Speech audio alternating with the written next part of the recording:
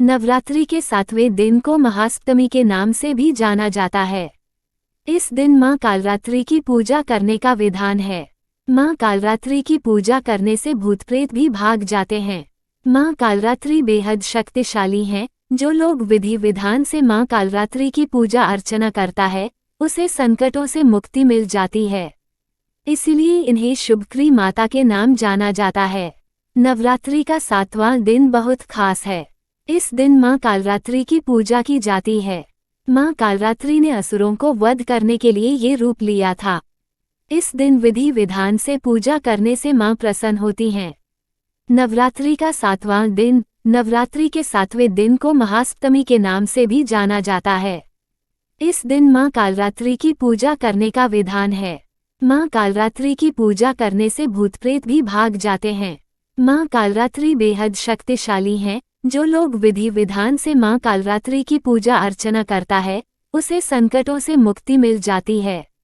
इसलिए इन्हें शुभक्री माता के नाम से भी पुकारते हैं। मां कालरात्रि का स्वरूप। मां कालरात्रि देखने में बहुत ही भयंकर है, लेकिन इनका हृदय बहुत ही कोमल है। इनकी नाक से आग की भयंकर लपटें निकलती हैं। मां कालरात्रि की सवारी गर्दभ यानी गधा है।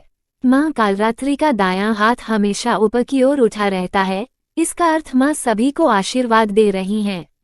मां कालरात्रि के निचले दाहिने हाथ की मुद्रा भक्तों के भय को दूर करने वाली है। उनके बाएं हाथ में लोहे का कांटेदार अस्त्र है। निचले बाएं हाथ में कटार है। मां कालरात्रि की पूजा विधि। आज प्रातः स्नान के बाद व्रत और मां कालरात्रि के पूजन का संकल्प लें। उसके बाद मां कालरात्रि को जल, फूल, अक्षत, धूप, दीप, गंध, फल, कुमकुम, सिंदूर आदि अर्पित करते हुए पूजन करें। इस दौरान मां कालरात्रि के मंत्र का उच्चारण करते रहें। उसके बाद मां को गुड़ का भोग लगाएं। फिर दुर्गा चालीसा, मां कालरात्रि की कथा आदि का पाठ करें। फिर पूजा का समापन मां कालरात्रि की आरती से करें।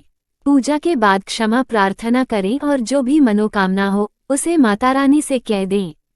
मां कालरात्रि की कथा। पौराणिक कथा के मुताबिक दैत्य शुंभ, निशुंभ और रक्तबीज ने तीनों लोकों में अपना आतंक मचाना शुरू कर दिया, तो देवतागण परेशान हो गए और भगवान शंकर के पास पहुंचे। तब भगवान शंकर ने देवी पार्वती से राक्षसों का वध कर अपने भक्तों की रक्षा करने के लिए कहा। भगवान शंकर का आदेश प्राप्त करने के बाद पार्वती जी ने दुर्गा का रूप धारण किया और शुंभ निशुंभ का वध किया। लेकिन जैसे ही मां दुर्गा ने रक्तबीज को मारा, उसके शरीर से निकले रक्त की बूंदों से लाखों रक्तबीज उत्पन्न हो गए। तब मां दुर्गा ने मां कालरात्रि के रूप में अवतार लिया। मां कालरात्रि ने इसके बाद रक्तबीज का वध किया और उसके शरीर से निकलने वाले रक्त को अपने मुख में भर लिया। रात्रि में की जाती है विशेष पूजा। मां कालरात्रि की विशेष पूजा रात्रि में करने का विधान है। तांत्रिक अपनी मंत्र साधना के लिए इस दिन का वर्ष भर इंतजार करते हैं। मान्यता है कि इस दिन मंत्र सिद्ध होते हैं, इसलिए सप्तमी की रात्रि सिद्धियों की रात भी कही गई है। मां कालरात्रि की पूजा आरंभ करने से पहले कुमकुम, लाल पुष्प, रोली लगाएं।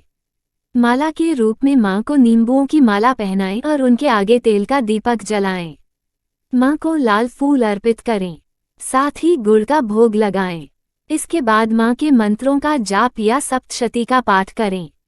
इस दिन मां की पूजा के बाद शिव और ब्रह्मा जी की पूजा की जाती है। करियर संबंधी परेशानी दूर करती हैं। मां कालरात्रि की पूजा करने से करियर संबंधी आने वाली दिक्कतें दूर होती हैं। वहीं जिन लोगों को अनावश्यक भय बना रहता है, उन्हें भी मां कालरात्रि की पूजा करने से आराम मिलता है।